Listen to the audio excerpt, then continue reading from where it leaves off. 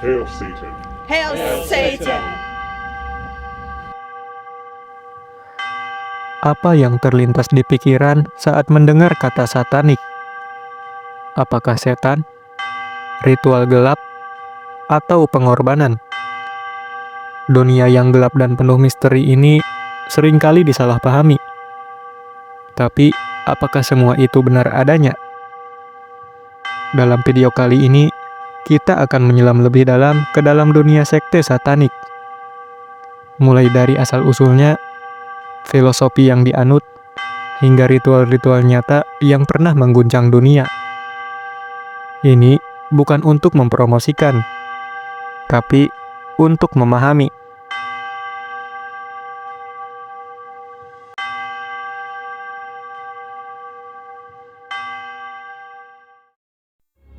Istilah satanik atau satanisme berasal dari kata satan, yang dalam bahasa Ibrani, satan berarti lawan atau penuduh. Istilah ini kemudian diadopsi dalam berbagai bahasa, termasuk Prancis dan Inggris, terutama pada abad ke-16, yang seringkali digunakan kelompok Kristen untuk menyerang kelompok Kristen lain dalam konteks keagamaan. Satan merujuk pada sosok yang dalam agama Samawi atau yang dikenal juga dengan agama Abrahamik, seperti Yahudi, Kristen, dan Islam, dianggap sebagai entitas jahat atau iblis yang menggoda manusia. Dalam tradisi kuno, istilah Satan memiliki berbagai interpretasi.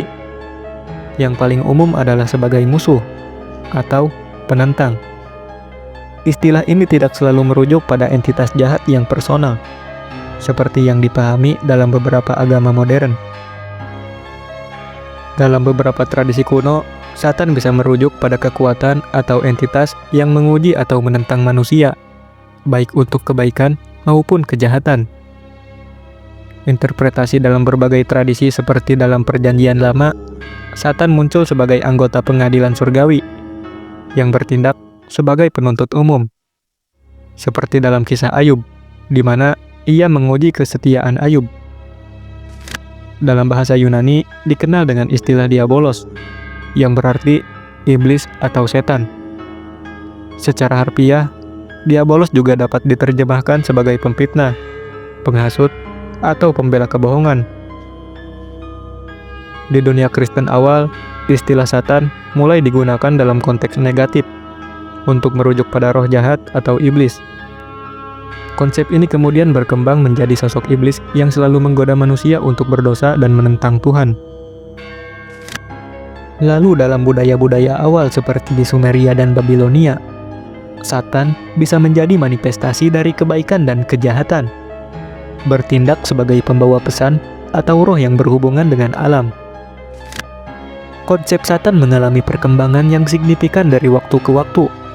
Dari awalnya sebagai penentang atau musuh dalam konteks yang lebih luas, ia kemudian diidentifikasikan sebagai entitas jahat yang selalu berusaha menjauhkan manusia dari Tuhan. Penting untuk memahami bahwa interpretasi istilah Satan sangat bergantung pada konteks budaya dan agama, di mana istilah tersebut digunakan. Dalam beberapa tradisi, ia adalah kekuatan netral atau bahkan positif, sementara dalam tradisi lain, ia adalah musuh utama Tuhan dan manusia. Istilah Satan dalam tradisi kuno memiliki makna yang kaya dan beragam, mulai dari penentang dalam pertempuran hingga sosok jahat yang menggoda manusia. Memahami berbagai interpretasi ini membantu kita memahami bagaimana konsep kejahatan dan perlawanan berkembang dalam berbagai budaya dan agama. Satanisme secara umum terbagi menjadi dua aliran utama, yakni satanisme teistik dan satanisme ateistik. Satanisme teistik adalah aliran dalam satanisme yang meyakini bahwa setan adalah kekuatan atau entitas ilahi yang nyata, bukan sekadar simbol atau metafora. Kelompok ini memuja atau menghormati setan, dan beberapa di antaranya mungkin terlibat dalam praktik sihir atau ritual. Satanisme teistik percaya pada keberadaan setan sebagai dewa atau kekuatan supranatural yang nyata. Berbeda halnya dengan satanisme ateistik atau satanisme Lavean, yang tidak mengakui adanya dewa atau kekuatan supranatural. dan setan dipandang sebagai simbol pemberontakan dan individualisme. Penganut satanisme teistik percaya bahwa setan adalah kekuatan yang nyata, bukan hanya simbol. Beberapa kelompok satanisme teistik mungkin melakukan ritual atau praktik sihir tertentu sebagai bagian dari pemujaan atau penghormatan mereka kepada setan. Kelompok satanisme teistik seringkali independen dan tidak terikat pada organisasi besar. Penganut satanisme teistik mungkin memuja atau menghormati setan, atau mungkin hanya fokus pada penghormatan dan pengabdian. Dan yang kedua, satanisme ateistik. Satanisme ateistik adalah sebuah gerakan filosofis dan spiritual yang menggunakan simbolisme setan, namun tidak mempercayai adanya entitas setan atau dewa supranatural. Dalam konteks ini, setan dipandang sebagai simbol pemberontakan, kebebasan individu, dan penolakan terhadap otoritas yang menindas, bukan sebagai entitas yang disembah. Satanisme ateistik secara jelas menolak keberadaan Tuhan atau dewa apapun termasuk setan itu sendiri. Penganut satanisme ateistik menggunakan simbol-simbol setan, seperti simbol Baphomet dan pentagram terbalik, tetapi bukan sebagai objek pemujaan, melainkan sebagai simbol pemberontakan individualisme. Satanisme ateistik melihat setan sebagai simbol perlawanan terhadap norma-norma sosial yang dianggap menindas dan menerapkan aturan-aturan yang tidak masuk akal. Aliran ini fokus pada kebebasan individu dan kemampuan untuk membuat keputusan sendiri, tanpa terikat pada dogma atau otoritas eksternal. Banyak penganut satanisme ateistik menganut pandangan rasional dan menolak kepercayaan supernatural. Konsep pemberontakan dalam sekte satanik terhadap konsep ketuhanan seringkali terinspirasi dari kisah Lucifer, yang dianggap sebagai sosok malaikat yang jatuh karena menentang perintah Tuhan.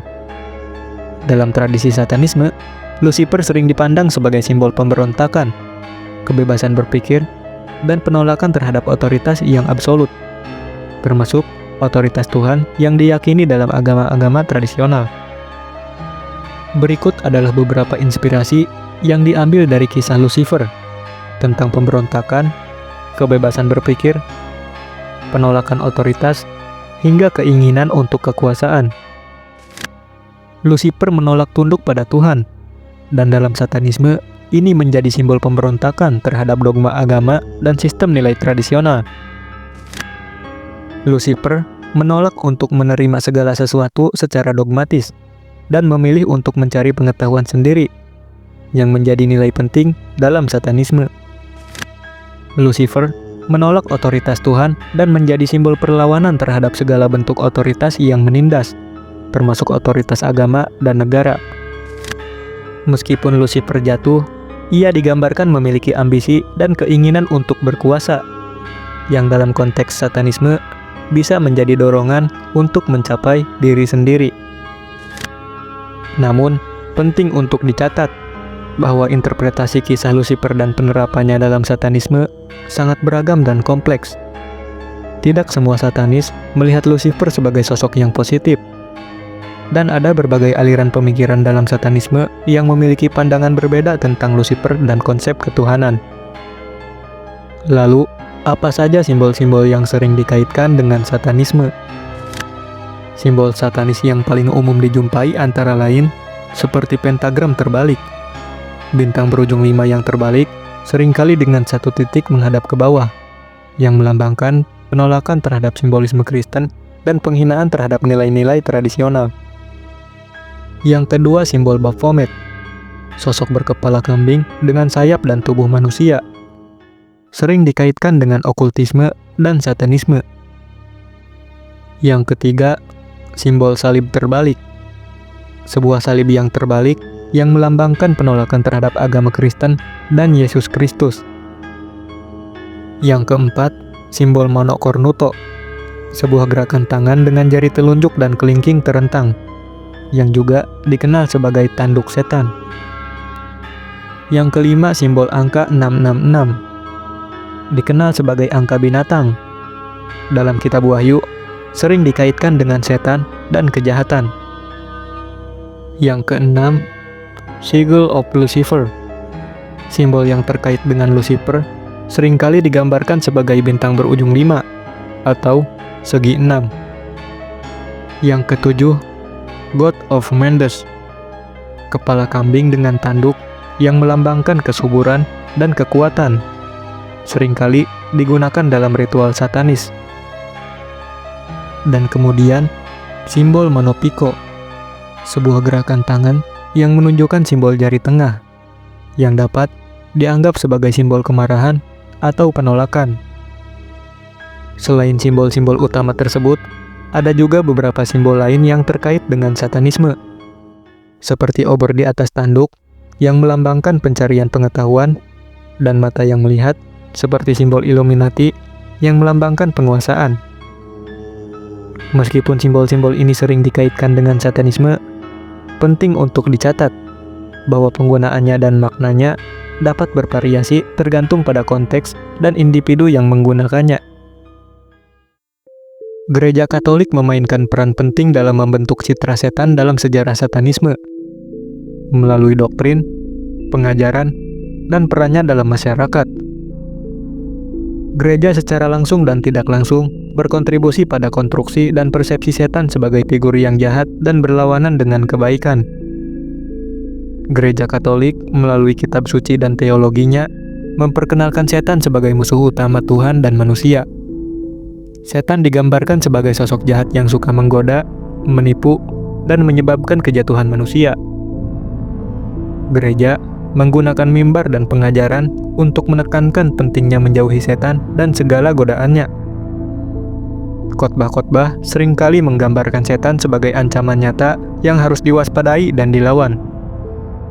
Ini yang menjadi landasan mengapa di abad pertengahan, satanisme sering dijadikan kambing hitam untuk berbagai masalah sosial dan keagamaan. Tuduhan praktik satanisme digunakan untuk menyerang dan mengintimidasi kelompok yang dianggap berbeda atau dianggap sebagai musuh, terutama selama masa inkuisisi. Gereja dan penguasa pada masa itu sering menuduh kelompok-kelompok tertentu, seperti kesatria Templar atau Cathars, yang dituduh melakukan ritual setan. Tuduhan tersebut dijadikan sebuah alasan untuk membenarkan tindakan penganiayaan dan penindasan terhadap mereka. Inkuisisi, yang merupakan badan khusus yang dibentuk oleh Gereja Katolik, bertugas menyelidiki dan menghukum mereka yang dianggap sesat. Seringkali menggunakan tuduhan satanisme sebagai senjata utama. Tuduhan satanisme juga digunakan sebagai alat propaganda untuk menyebarkan ketakutan dan kebencian terhadap kelompok tertentu, serta untuk memperkuat posisi otoritas gereja dan penguasa. Dengan menjadikan satanisme sebagai kambing hitam, kelompok yang berkuasa dapat mengalihkan perhatian dari masalah internal mereka sendiri dan menyalahkan pihak lain atas kesulitan yang dihadapi masyarakat. Dengan demikian, tuduhan satanisme pada abad pertengahan bukanlah sekadar klaim keagamaan, tetapi juga sebuah alat politik dan sosial yang digunakan untuk memanipulasi dan mengendalikan masyarakat. Waktu beralih ke tahun 1966, tahun kelahiran satanisme modern, yang dipelopori oleh Anton LaVey melalui pendirian The Church of Satan atau Gereja Setan di San Francisco. LaVey seorang mantan pekerja karnaval yang dikenal sebagai Paus Hitam dan mempopulerkan filosofi satanisme melalui bukunya The Satanic Bible yang terbit pada tahun 1969. Anton LaVey lahir dengan nama Howard Stanton LaVey. Ia memulai kelas malam tentang ilmu gaib pada akhir tahun 1950-an. Kelompok yang terbentuk dari kelas-kelas ini menjadi Gereja Setan yang secara resmi didirikan pada Walford Gesnot 30 April 1966. LaVey mendeklarasikan bahwa tahun 1966 sebagai tahun pertama era satanisme, dan secara ritual ia mencukur kepalanya mengikuti tradisi algojo kuno. Gereja Setan beroperasi dari Black House di San Francisco, tempat ritual pernikahan dan pemakaman satanisme diadakan, yang semuanya didokumentasikan dalam The Satanic Rituals. Filosofi dan ajaran satanisme Levant atau satanisme ateistik seperti yang dijelaskan sebelumnya, yakni menekankan individualisme, hedonisme, dan penolakan terhadap agama tradisional. Setan dalam konteks ini bukanlah entitas supranatural yang harus disembah, melainkan simbol dari sifat-sifat manusia yang diinginkan, seperti kekuatan, kebebasan, dan pemberontakan. The Satanic Bible adalah teks utama yang merangkum filosofi gereja setan, yang menekankan pada penerimaan diri, pencapaian duniawi, dan pemberdayaan individu. Gereja setan juga menolak konsep dosa, moralitas tradisional, dan otoritas agama yang dogmatis. Penyebaran dan pengaruh gereja setan menarik perhatian melalui ritual-ritual yang provokatif, publikasi, dan penampilan lapi di berbagai media. Meskipun berakar di Amerika Serikat, ide-ide satanisme Levant menyebar ke seluruh dunia melalui internet dan buku-buku. Satanisme modern juga memicu berbagai kelompok dan gerakan lain baik yang ateistik maupun teistik. Kontroversi seputar gereja setan dan satanisme juga pada umumnya terus berlanjut. Tetapi, ajaran lapi telah membentuk pemahaman kontemporer tentang satanisme. Ketika berbicara tentang pemberontakan, seperti halnya yang dilakukan Lucifer, mitologi dunia telah mengenal sosok-sosok yang mirip iblis itu sendiri, seperti Enki, Sumeria, dewa pengetahuan dan air, tapi juga pemberi larangan dan penguji manusia. Dalam kisahnya, ia sering menyerupai sang pembawa cahaya, seperti Lucifer. Lalu, Prometheus dalam mitologi Yunani. Ia mencuri api dari dewa untuk memberi pencerahan pada manusia. Dan karena perbuatannya tersebut, ia dihukum abadi oleh Zeus. Prometheus adalah simbol pemberontakan demi pengetahuan. Perbedaan utama antara satanisme Levant dan kepercayaan spiritual terletak pada konsep ketuhanan dan ritual. Satanisme Levant yang dipelopori Anton LaVey adalah bentuk ateisme yang menggunakan setan sebagai simbol kualitas manusia, seperti kebanggaan, keduniawian, dan kebebasan, bukan sebagai entitas supranatural yang disembah. Sebaliknya, kepercayaan spiritual termasuk agama dan sistem kepercayaan umumnya melibatkan keyakinan pada kekuatan yang lebih tinggi, seperti dewa atau entitas supranatural yang mengatur alam semesta dan kehidupan manusia. Ada pula ritual-ritual dan praktik terlarang dalam aliran satanisme teistik atau satanisme spiritual yang meyakini setan sebagai entitas yang harus dipuja dan disembah. Ritual-ritual dalam satanisme spiritual antara lain seperti invokasi setan, pemanggilan arwah, hingga pengorbanan darah. Praktik ekstrim seperti membuat perjanjian dengan iblis dan pemujaan diri. Lalu, ada peran lilin hitam pada altar dan pengucapan mantra-mantra dalam bahasa Latin atau Enochian yang sering diidentifikasikan dengan magis dan ritual terlarang. Kaum satanisme juga seringkali terlibat dalam sejarah gelap kriminal. Banyak kasus-kasus kriminal yang mengatasnamakan satanisme, seperti kasus Night Stalker yang merujuk pada serangkaian kejahatan brutal yang dilakukan oleh Richard Ramirez di California pada pertengahan tahun 1980-an. Dengan pembunuhan seorang wanita berusia 79 tahun. Kejahatan yang dilakukan Ramirez meningkat hingga mencakup beberapa pembunuhan, penyerangan seksual, dan penculikan, yang terutama menargetkan wanita dan individu yang rentan. Modus operandi Ramirez melibatkan penyerangan cepat, seringkali melibatkan kekerasan ekstrim, dan dalam setiap aksinya, ia sering meninggalkan tanda-tanda khas seperti pentagram yang digambar di tempat kejadian perkara. Di era yang sama, kultus setan di Amerika Latin yang disebut sebagai The Narcos Satanists bertanggung jawab atas 15 kasus penghilangan nyawa manusia. Korban mereka disiksa lalu dibunuh secara ritual. Mereka percaya bahwa pengorbanan manusia memberikan kekuatan supranatural kepada mereka dan rekan-rekan mereka dalam kartel narkoba terkenal di Meksiko. Beberapa kasus tersebut mungkin saja menjadi faktor pendorong munculnya gelombang peristiwa yang disebut dengan Satanic Panic. Satanic Panic atau kepanikan setan adalah suatu fenomena sosial yang terjadi pada tahun 1980-an dan awal 1990-an, terutama di Amerika Utara, di mana terjadi ketakutan massal dan kecurigaan terhadap kegiatan satanisme yang dianggap merajalela, termasuk ritual pemujaan setan dan pelecehan anak. Penyebab dan latar belakangnya adalah ketakutan terhadap aliran sesat. Masyarakat saat itu khawatir terhadap penyebaran aliran sesat dan ritual-ritual yang dianggap berbahaya, terutama yang melibatkan anak-anak. Terdapat laporan dan cerita tentang pelecehan seksual anak yang dikaitkan dengan ritual setan, yang kemudian menyebar luas dan memicu kecemasan. Dalam hal ini, media massa berperan dalam menyebarkan ketakutan ini, dengan pemberitaan yang sensasional dan dramatis mengenai kegiatan satanisme. Beberapa buku dan film populer pada masa itu juga mengangkat tema satanisme dan ritual, yang turut memperkuat ketakutan masyarakat.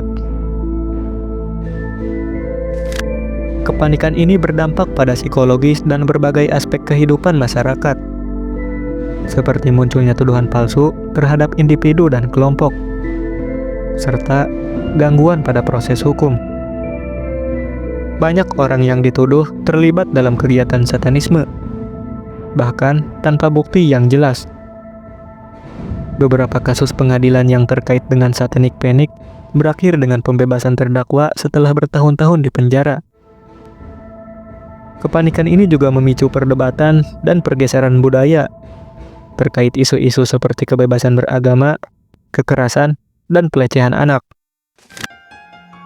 Anak-anak menjadi korban utama dalam kepanikan ini, dengan adanya tuduhan palsu yang mengarah kepada trauma dan gangguan psikologis. Bahkan, peristiwa ini juga terjadi di Indonesia dalam kasus Banyuwangi. Di Indonesia, fenomena ini juga dikenal dengan istilah geger santet di Banyuwangi, di mana terjadi pembantaian massal yang dikaitkan dengan praktik santet. Masyarakat setempat curiga terhadap dukun santet dan terjadi aksi kekerasan terhadap mereka. Peristiwa ini menjadi pengingat akan pentingnya memverifikasi informasi dan menghindari penyebaran berita palsu atau hoax. Kita perlu bersikap kritis terhadap pemberitaan media massa dan jangan mudah terpengaruh oleh narasi yang sensasional.